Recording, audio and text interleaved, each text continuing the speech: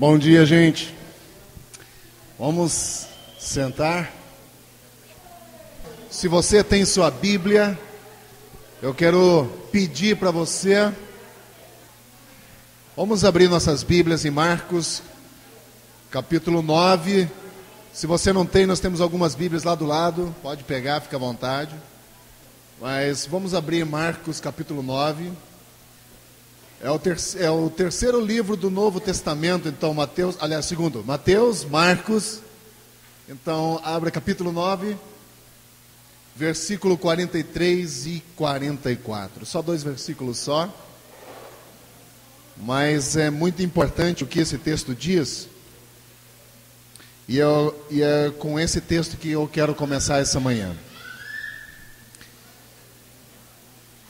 Marcos capítulo 9, versículo 43 e 44, começa dizendo assim: se a sua mão o fizer tropeçar, corte-a.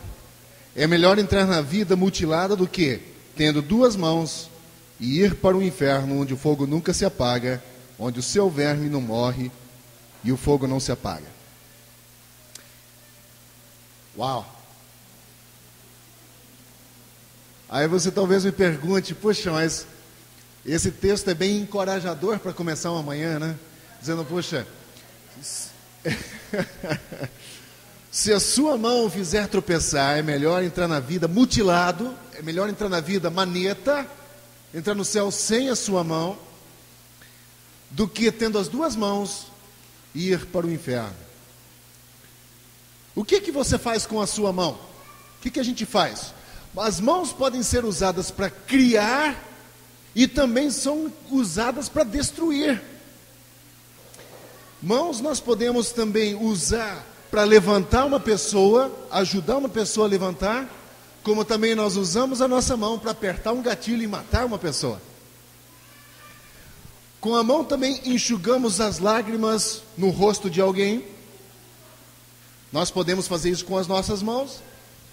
Também apertamos a mão de alguém, mas é com a mesma mão que nós podemos esbofetear alguém ou empurrar alguém. As mãos fazem o primeiro contato físico quando você chega a esse mundo, você sabia? Quem é que tirou você da sua mãe lá de dentro? As mãos de um médico. As mãos são o primeiro contato físico no mundo. E também serão, talvez, o último contato físico nesse mundo quando você partir daqui. Talvez no seu leito de morte, quando você estiver no seu leito de morte, exista alguém do seu lado, vai estar alguém do seu lado segurando a sua mão. E queira Deus orando com você. É preciso se mutilar para entrar no céu? Essa é a grande pergunta. Essa coisa é literal? Quando o texto diz é melhor cortar fora, isso é literal? Você precisa se mutilar? Não.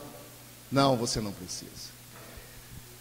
Você precisa sim usar as suas mãos para as coisas boas que Deus nos deu para fazer com elas.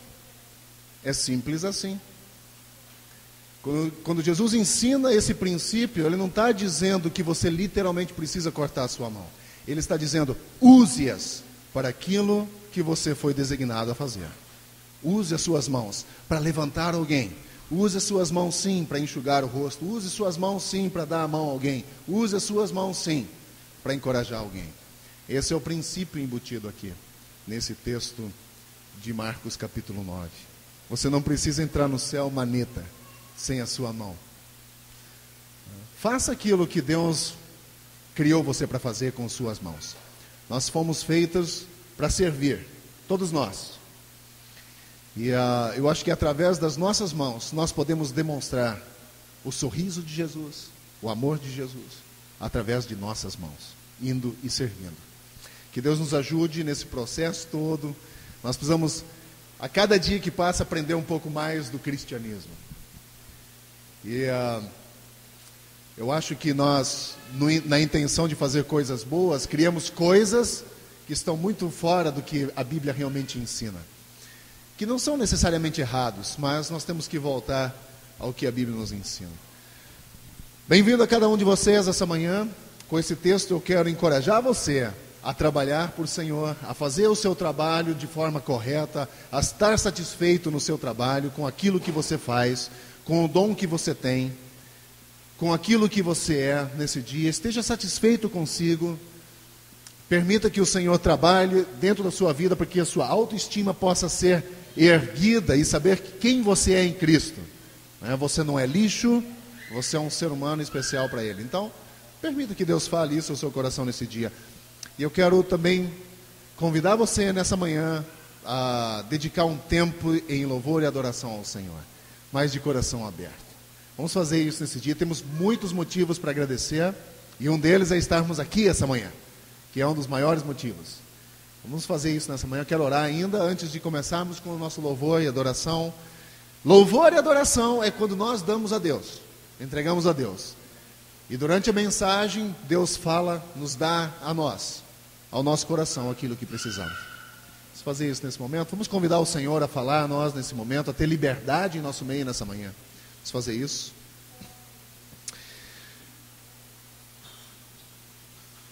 Amado Deus, as suas misericórdias, elas são tão grandes. E às vezes, quando nós paramos para pensar, nós sentimos que não somos merecedor de sermos instrumentos de teu tão grande amor.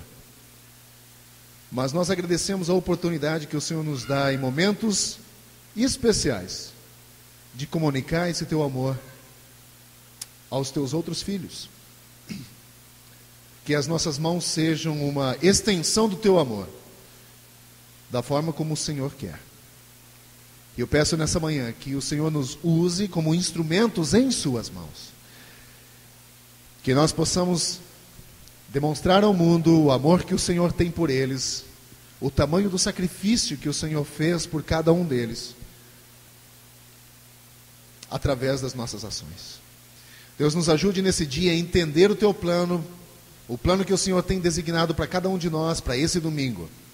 E eu peço, Senhor, que o teu Espírito tenha liberdade em nosso meio, que o teu amor possa nos constranger a tal ponto de nós entendermos na profundidade, na altura, na largura, em todas as extensões, o teu plano para a nossa vida.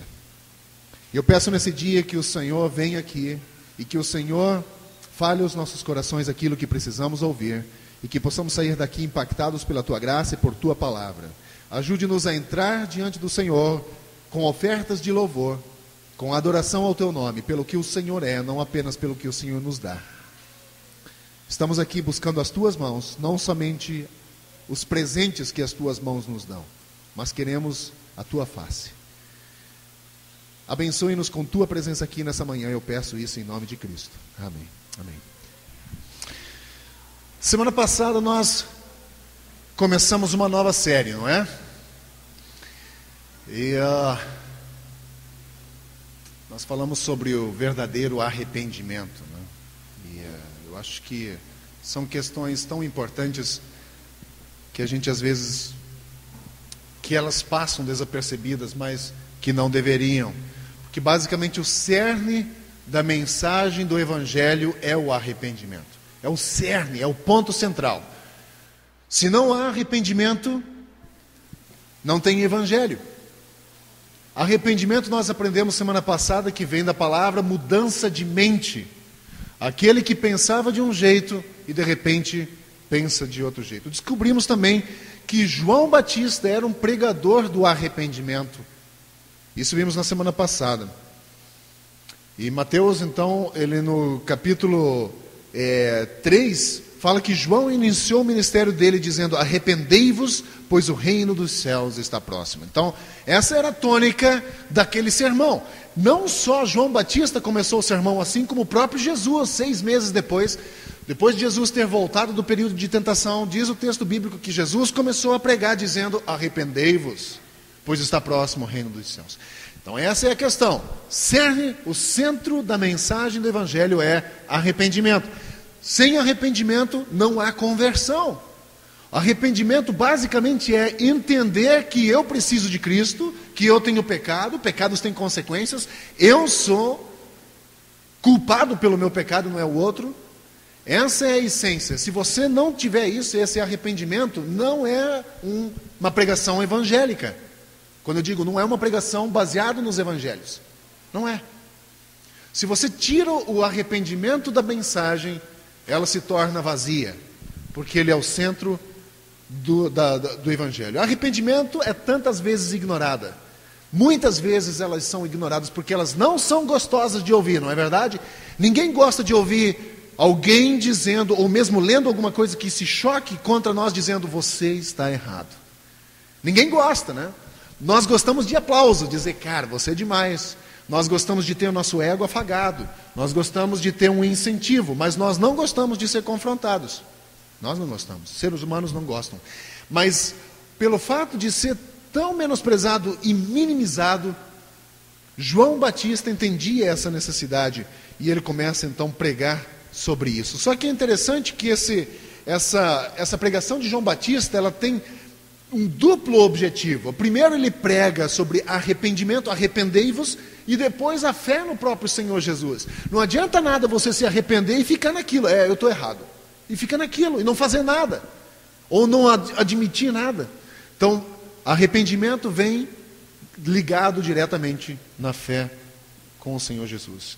Nós vimos na semana passada, 4 características básicas do verdadeiro arrependimento. João nos dá pelo menos 6. Nós vimos 4, que são basicamente essas. Vamos passar rapidamente. A primeira, o verdadeiro arrependimento aceita a responsabilidade pelo pecado. Vocês lembram ainda de domingo passado que não tem como você dizer, fulano fez eu fazer, não é? Nós temos que admitir, eu errei, o pecado foi meu, eu fiz deliberadamente. Nós vimos também no versículo 5 que a estrada de Deus para o nosso coração é o arrependimento.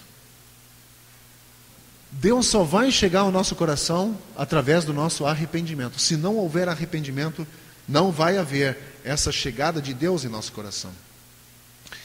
Também nós vimos na semana passada que a segunda característica, que o verdadeiro arrependimento reconhece que o pecado tem consequências.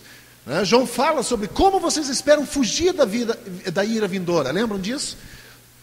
E é à luz da ira vindoura que as pessoas são chamadas ao arrependimento. Isso no Antigo Testamento e no Novo Testamento você sempre vê. Vai chegar o tempo. O tempo está chegando. Trata do seu pecado. Trata do seu pecado. E a terceira característica, não confia somente em boas obras. Aqui nós vimos na semana passada que os judeus acreditavam que fazendo coisas boas, eles se salvariam. Então, batizar fica tudo bem. Basicamente é como se você se pintasse, né?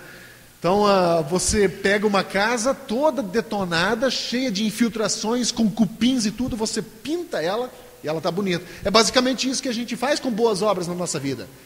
A gente está com a vida toda podre. Aí pensa que dá um tapinha de tinta nela, ok, estamos de bem com Deus. Enquanto lá dentro estamos podres. E Jesus diz para aqueles fariseus, ele diz, vocês são como sepulcros caiados. Por fora, bonitos, pintadinhos, branquinhos, lindos. Por dentro, podres. Então, trata do pecado lá dentro. Para que essa coisa possa ganhar o exterior. A quarta característica que nós vimos domingo passado é a questão de não depender de conexões familiares. A salvação dos judeus, eles acreditaram que era fato que era passado para os filhos. Lembra que eu disse aqui domingo passado? Filho de crente, crentinho é. E às vezes é cretino, não crentinho, lembram, né? E a gente precisa entender que filhos, o fato de pais serem cristãos não significa que filhos serão. Ainda citei aqui o texto de Provérbios que diz, ensina a criança no caminho que deve andar, que quando for grande não se desviará dele. Não é promessa.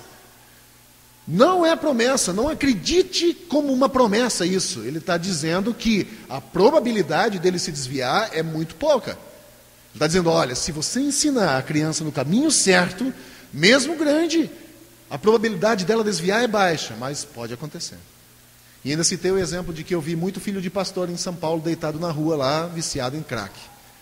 Ou se prostituindo para comprar uma pedra de crack. Filhos de pastores ou ministros de louvor, ex-ministros de louvor.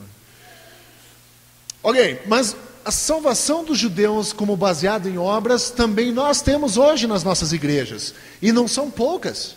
E essa conexão familiar nós temos hoje dentro das nossas igrejas, e não é pouca. Nós acreditamos nisso muito mais do que a gente às vezes gostaria de admitir, né? Agora, como eu lhes informei na semana passada, nós vamos ver a quinta característica. Lembro que são 6, nós vimos 4 na semana passada. Eu quero diminuir e falar de uma só hoje, para que na semana que vem a gente pegue a sexta. Okay? Versículo 8, se você tem sua Bíblia aí, vamos fazer o seguinte. Nós não temos aqui projetado, vamos ler o texto do versículo 8, Lucas capítulo 3, versículo 8, até o versículo 14, para que a gente possa descobrir a quinta característica aqui, que o João Batista nos ensina, ou nos passa, né? Lucas capítulo 3, versículos 8 a 14. Ele diz assim no texto: deem frutos, olha só isso aqui.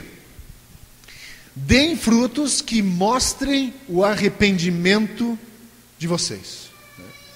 Eu vou repetir lá, versículo 8. 3, Lucas capítulo 3, versículo 8 até o 14. Deem frutos que mostrem o arrependimento, e não comecem a dizer a si mesmos: Abraão é nosso pai. Pois eu lhe digo que destas pedras Deus pode fazer surgir filhos a Abraão. O machado já está posto à raiz das árvores, e toda árvore que não der bom fruto será cortado e lançado ao fogo. O que devemos fazer? A multidão perguntava. João respondeu: quem tem 2 túnicas, dê uma a quem não tem nenhuma, e quem tem comida, faça o mesmo. Alguns publicanos também vieram para ser batizados, e eles perguntaram: mestre, o que devemos fazer?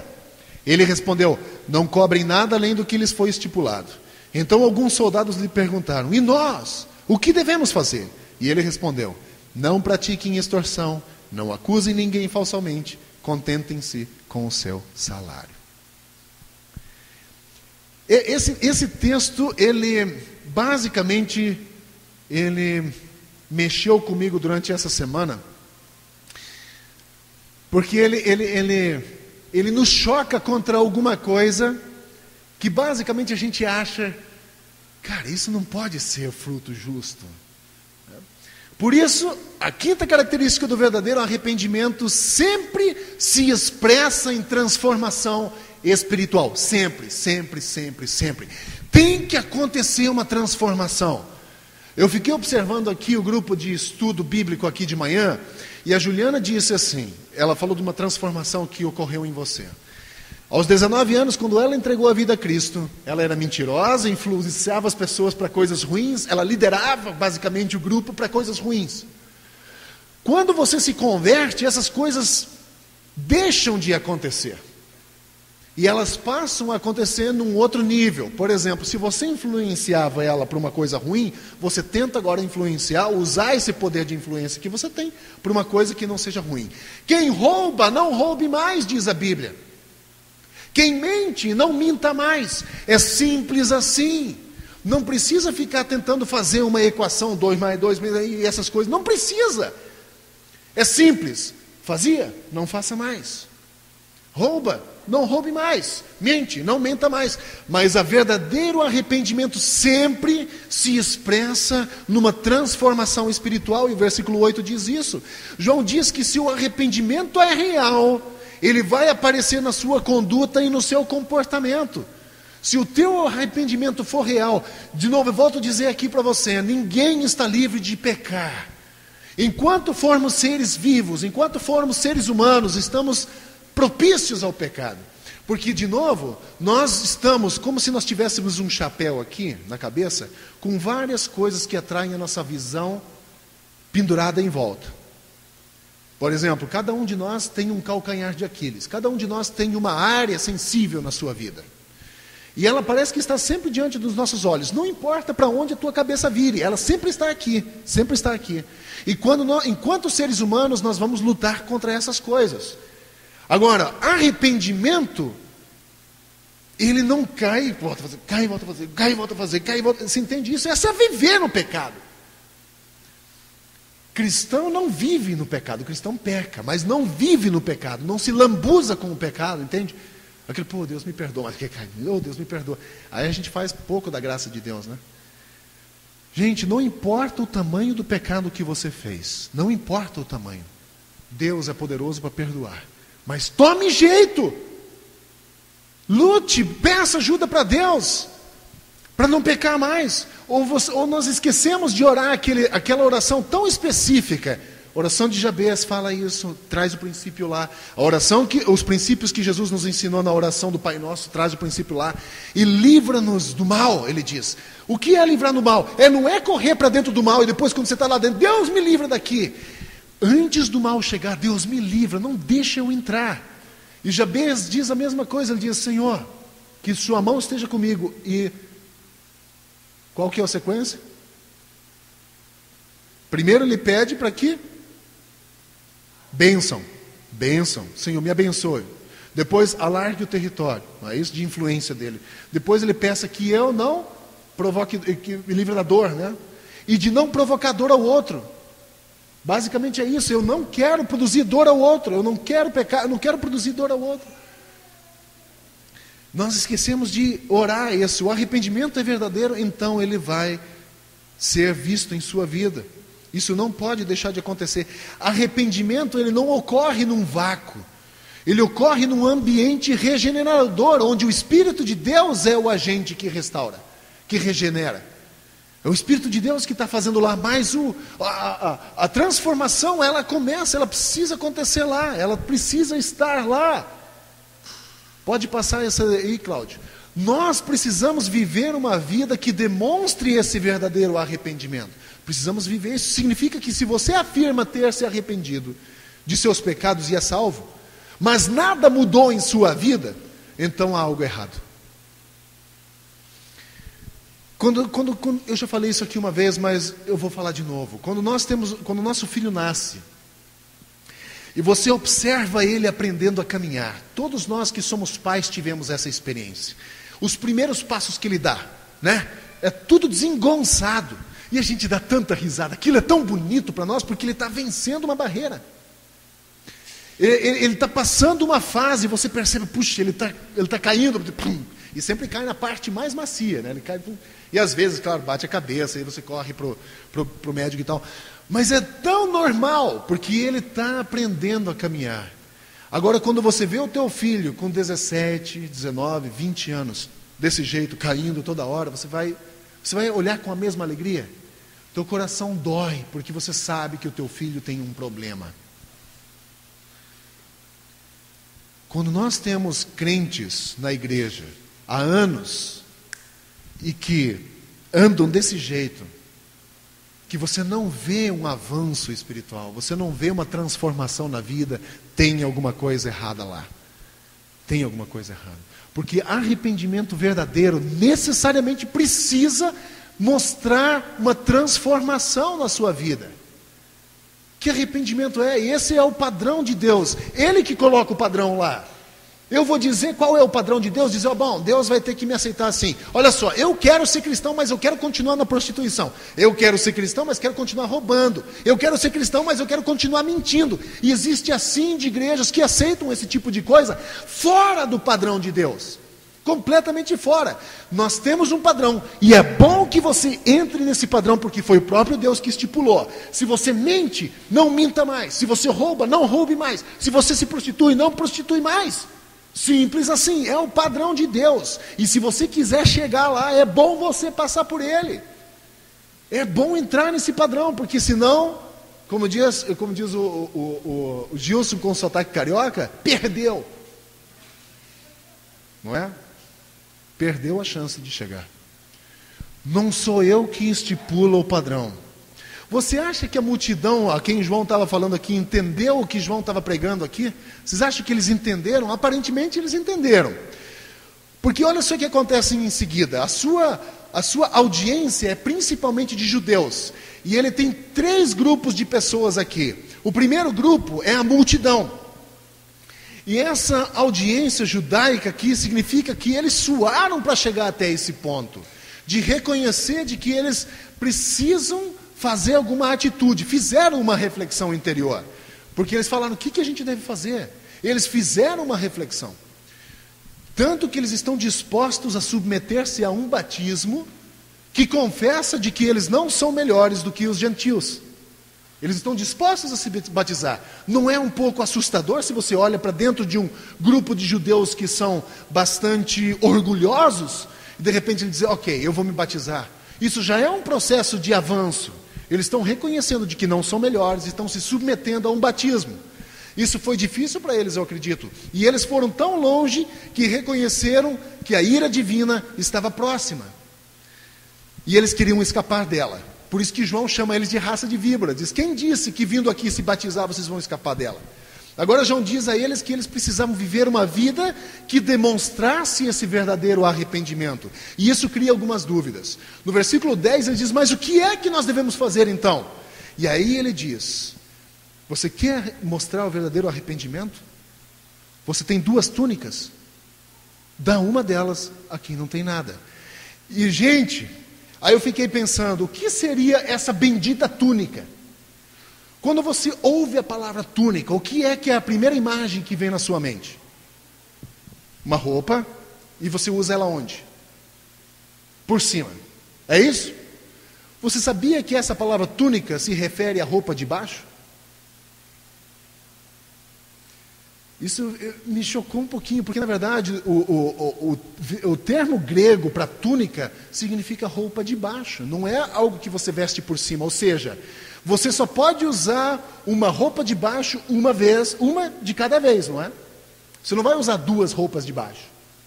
Túnicas, de repente, você até use 2, porque hoje está na moda você fazer tom sobre tom. Aprendi isso esses tempos atrás. Tom sobre tom é cabelo, né? Só isso. Não aprendi nada sobre isso. Mas fato é que ele estava dizendo, desculpe da palavra, você tem 2 cuecas? Dá uma para quem não tem nenhuma. Aí eu fico pensando, eu entrei em crise essa semana pensando assim, mas será que há justiça em repartir a tua cueca? É um fruto de justiça? Mas sabe o princípio que está investido aqui? O princípio aqui não é somente repartir a sua roupa. O que está embutido aqui é a questão da falta de deixar de lado o teu egoísmo, de querer só para você, de ter coisas e coisas e coisas, empilhar coisas para você. Ele disse, se você tem 2, você não vai usar 2 ao mesmo tempo. Dá uma para quem não tem, pô. João não está mandando você ir distribuir as suas roupas de baixo, não está dizendo isso. Ele está dizendo, o princípio embutido aqui é, não seja orgulhoso ou egoísta, querendo tudo para você. Seja honesto com você. Seja honesto. Você não precisa tanto. Esses tempos nós vimos uma atriz, ou eu não sei se ela é atriz ou é alguma coisa aí, modelo, eu não sei. 100 e poucos pares de tênis no armário. 100 e poucos pares, ela tem 2 pés só. Aí eu pergunto, precisa 102 pares? De novo, o que a pessoa está fazendo com isso? Né? Eu quero para mim. Eu quero para mim. E isso faz com que nós cristãos, o nosso coração vá se endurecendo para as necessidades dos outros. Eu preciso de um carro novo, eu preciso de mais calçados, eu preciso de roupa, eu preciso. Enquanto existem milhares de pessoas à sua volta que não tem nada. Não tem nada. A gente viu aqui crianças, né, nos países africanos, e não precisa ir na África. Você vai aqui, aqui no César Maia, e você vai encontrar crianças que não têm. Não tem. E não é do outro lado do mundo. Tenho receio de que é isso mesmo que o apóstolo João estava querendo dizer. Que o verdadeiro fruto de justiça é repartir, às vezes também, as suas roupas de baixo. Mas o fato é que amar ao Senhor teu Deus de todo o seu coração, alma, mente e força, faz parte também de compartilhar. E olha, o Evangelho diz que esse é um grande mandamento. Amar ao Senhor teu Deus acima de todas as coisas, depois do seu próximo. E agora os judeus sabiam muito bem disso, porque Levíticos 19, 18 diz isso. Ensina a amar o seu próximo, cuide do seu vizinho. E isso foi reiterado durante todo o Antigo Testamento. Eles sabiam que deveriam amar os seus vizinhos. Agora eu pergunto, nós sabemos? Os judeus sabiam e não faziam, e nós sabemos e não fazemos. A gente está no mesmo barco. Não somos nem melhores nem piores, estamos no mesmo barco. A Bíblia nos ensina, desde o início de Gênesis, que o teu próximo precisa ser considerado tanto quanto você. E a gente considera? Pergunta para a gente responder, né? Agora nós temos o segundo grupo. Mas antes de entrar no segundo grupo, a evidência do verdadeiro arrependimento e salvação através de Deus é encontrado na abnegação e amor um pelo outro. O segundo grupo mostra coletores de impostos. Tá? Primeiro já foi lá, que são as multidões. O segundo grupo mostra os coletores ou os cobradores de impostos. Versículo 12, o grupo chega para João e diz: e nós? O que nós devemos fazer?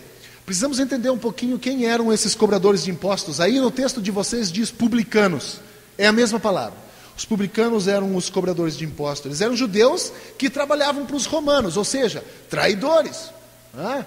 Judeus que trabalhavam para os romanos. Por que os romanos conseguiam impostos naquela época? Sabe como é que funcionava ali a região de Jerusalém? Como McDonald's. Então, eu tenho dinheiro, eu compro uma franquia de um território para poder explorar ele com impostos. Aqui nós compramos a franquia de um McDonald's. E eu tenho o direito de, ao meu redor não pode ter outro McDonald's. Porque eu comprei essa franquia. Eu tenho o direito de explorar aquele lugar.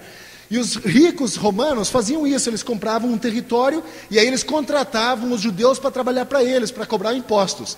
Eles tinham uma meta dizendo: olha só, eu quero 10% de impostos. O que passar disso, você fica. E então aqueles judeuzinhos, e não é à toa, né? Que o judeu até hoje gosta do dinheiro, né? E eles então exploravam o povo, eles exploravam, e por isso que eles eram tão odiados. Agora, eles estão lá diante de João, e João diz assim: se você realmente é salvo, então o fruto do seu arrependimento será não cobrar além do que a lei exige. Isso é uma volta de 180 graus. Para os cobradores de impostos, é parar de ganhar, de lucrar. Cobre somente o que é devido. Qual é o princípio embutido aqui? O princípio embutido aqui é a honestidade. Honestidade e justiça é o que é uma característica de Deus. Aí eu vejo cristão, cadê a honestidade dos cristãos? A justiça dos cristãos. A igreja, eu preciso ser honesto e justo. Você precisa ser honesto e justo. A igreja precisa ser honesta e justa. Precisamos ser, todos nós. Depois nós temos o terceiro grupo. O terceiro grupo aqui são os soldados, que também perguntaram o que nós devemos fazer. E eu vejo aqui uma das armadilhas para pessoas com autoridade, né? Pessoas que carregam a espada ou a arma, pessoas que carregam essas autoridades investidas, né, como policiais. São 3 maneiras mais óbvias que podem perverter alguém. Não pratiquem a extorsão. O João Batista diz: não pratiquem a extorsão. Aí eu fui ver lá no grego o que significa esse extorsão. Basicamente ele está dizendo assim: não chacoalhe ninguém. Sabe o que é chacoalhar? Pegar o cara e balançar violentamente para fazer as moedas caírem. Era isso que eles faziam antigamente. E é a extorsão que a gente vê muitas pessoas investidas de autoridade fazer. Você não agite as pessoas como você costumava fazer. Pela intimidação você pode balançar alguém, chacoalhar, pela ameaça, pela força. E os soldados faziam isso, eles roubavam as pessoas. E esse era o padrão que eles tinham. Bom, todo mundo faz, vamos fazer também. E agora João diz para você não fazer. A segunda coisa que esses soldados não deveriam fazer também é não acusar alguém falsamente. A terceira coisa, contentem-se com o seu salário. E essa era a questão que eles precisavam lidar. Agora vamos para a nossa... Pode passar aqui, Cláudio. Cláudio, pode passar aqui, por favor. Os princípios, pode passar. Os princípios embutidos aqui são os seguintes. Pode passar todos eles. Abandonar o egoísmo. A questão da túnica. Isso é para mim e para você. Vamos admitir isso. Nós temos muito mais do que nós precisamos. Não estou dizendo aqui para você agora correr para casa, vender suas coisas, doar. Não é nada disso. Tem que ser sábio. Você tem coisas porque você lutou para conseguir. Agora, observe a sua volta, quem você pode ajudar. Temos que ajudar pessoas. Você não pode ajudar o mundo inteiro, mas pelo menos uma pessoa você pode estender a mão, pelo menos uma vez por mês, uma vez por semana. Eu não sei. Essa semana nós passamos pelo Terreirão e teve uma cena que quebrou o meu coração. Se você entrar ali perto da Rua do Arquiteto, na esquina onde tem a Casa do Biscoito ali, havia uma criança, mais ou menos uns 10 anos ele tinha, sentado no chão. Quando nós passamos, ele estava sentado no chão. Quando nós voltamos, ele continuou sentado no chão, com a mão assim, segurando a cabeça. Sabe qual foi a minha vontade? De sentar lá do lado dele e conversar com ele. Eu não fiz, me senti mal, porque o meu desejo era sentar lá na rua e conversar com ele. Como ele está, o que ele precisava naquele momento. Porque não é normal uma criança de 10 anos, talvez, tão quietinha. Eu conheço o meu menino. Está ele pulando, brincando e correndo. Isso é normal de uma criança. Agora, uma criança dessa idade, sentado lá, com a cabeça nas mãos, observando.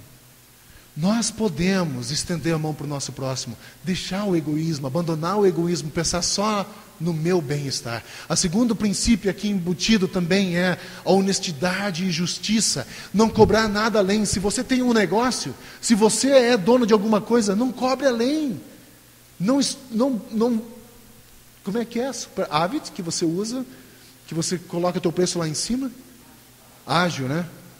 Sabe, seja justo. Seja justo. A terceira coisa, quando os soldados aparecem, o princípio embutido é honestidade, integridade, amor, não extorquir ninguém. E aí a gente está falando de advogados, né? Nós temos advogados na igreja.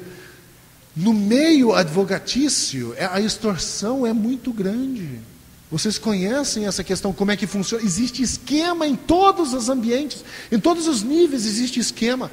Mas os princípios embutidos deixe de lado o egoísmo, deixe de lado a injustiça, deixe de lado essa coisa de desonestidade, seja íntegro. Olha só, se existe um verdadeiro arrependimento em sua vida, o egoísmo vai estar cada vez menor.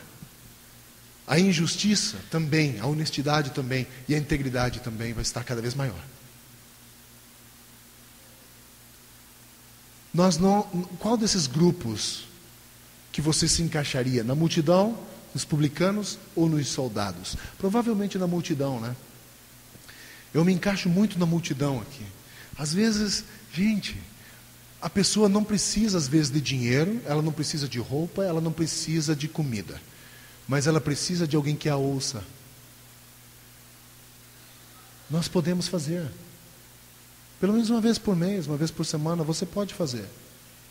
Então, se existe um verdadeiro arrependimento, está arrependido do teu pecado verdadeiro, os princípios estão aí. É para isso que nós estamos sendo empurrados. É para ajudar as pessoas, é para viver. E olha só, você lembra de Zaqueu? Lembra da história de Zaqueu? Quando ele se converteu, imediatamente, diz o texto, ele devolveu 4 vezes mais do que ele havia extorquido, não é? E ele era um desses cobradores de imposto. Mudança. Atingiu o exterior dele. Por isso eu digo, gente, sempre não vou cansar de dizer, para mim não é importante quem você é por fora. É importante lá dentro, porque é aqui dentro que as coisas começam a mudar o teu exterior. Não é de dentro para fora, é de fora para dentro. Aliás, de dentro para fora. De dentro para fora. Coração convertido é um corpo convertido. Vai ter exterioridade. Agora, aí de novo, se essas características não existirem, temos que questionar e alguma coisa está errada, né? Se nada mudou na tua vida desde que você se converteu até hoje, se nada mudou, alguma coisa está errada. Tem que avaliar aí, dá uma olhada. Falta um princípio ainda. Nós vimos hoje o princípio do verdadeiro arrependimento, o quinto dele, que é expresso em transformação espiritual. No domingo que vem, nós vamos falar sobre o verdadeiro arrependimento. Ele reconhece e recebe o verdadeiro Messias. Ele consegue reconhecer quem Jesus é. Não é facilmente enganado.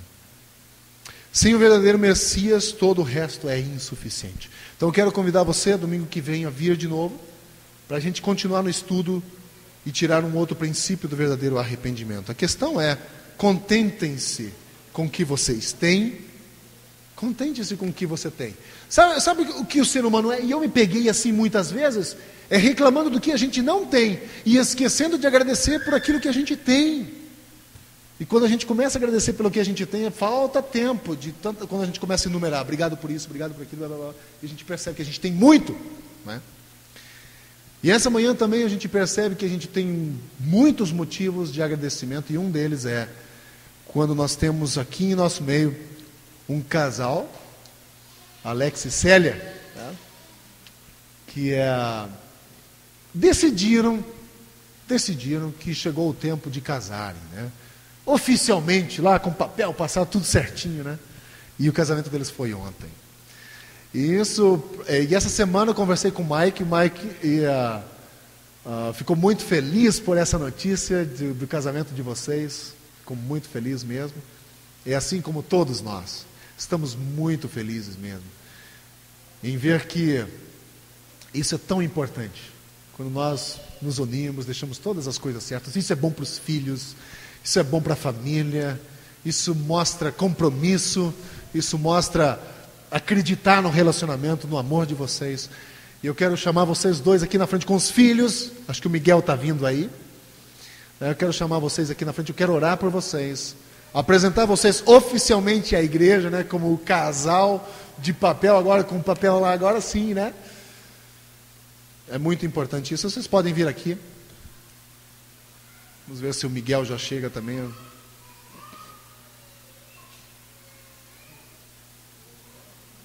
Acho que a Raquel foi chamá-los.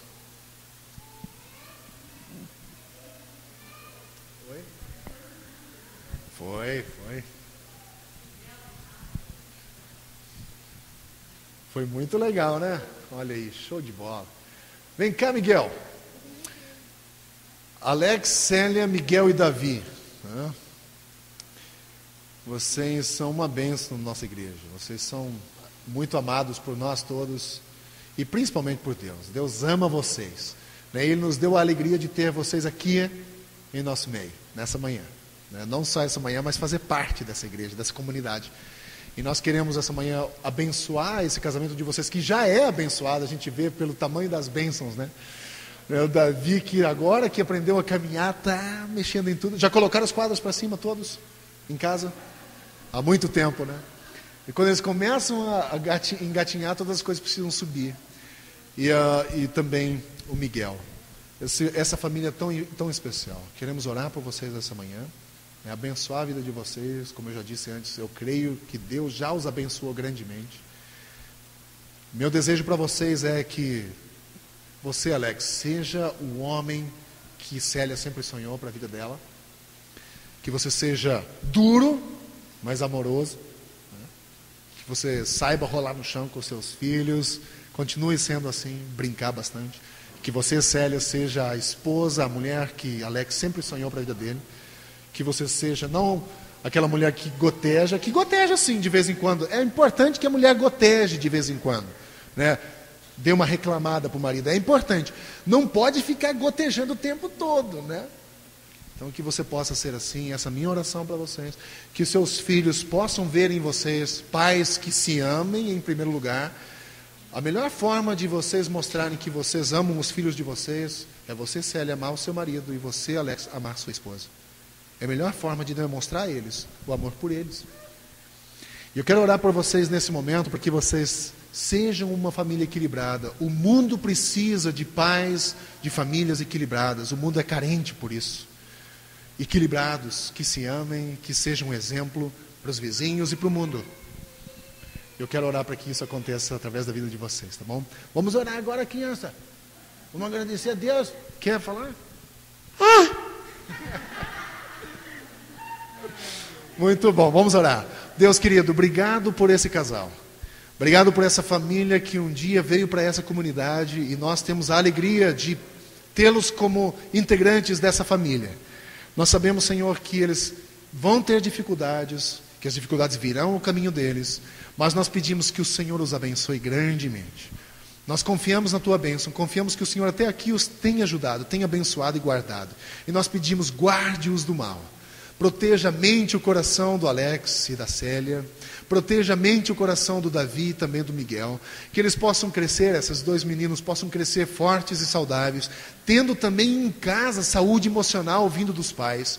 Que eles possam ter o exemplo do que é ser homem na vida do Alex. Que eles possam também ter o exemplo da mãe em casa do que é ser mulher. E nós pedimos, Pai, que os papéis deles sejam definidos, para que os filhos não cresçam confusos, e que os filhos possam ver que o Senhor é dono da vida deles, e também que o amor do Senhor habita no coração de cada uma deles. E eu peço que eles possam ter a habilidade de conduzir essas duas crianças no caminho do Senhor, e também caminhar no caminho do Senhor como casal. Proteja eles, Pai, eu peço e os abençoo como pastor dessa igreja. Eu os abençoo para a glória do nome do Senhor Jesus Cristo. Amém. Deus os abençoe. Nós temos agora uma pequena surpresa para vocês ali, que eu acho que não é surpresa. Mas eu quero convidar cada um de vocês a ir ali fora. Nós encerramos o culto aqui, mas nós continuamos lá. Primeiro em torno da palavra, agora em torno do bolo lá. Vamos lá e nós queremos nos alegrar com vocês por essa nova etapa da vida de vocês. Deus abençoe vocês. Deus abençoe vocês, a cada um de vocês também. E nós nos vemos aqui domingo que vem. Uma ótima semana.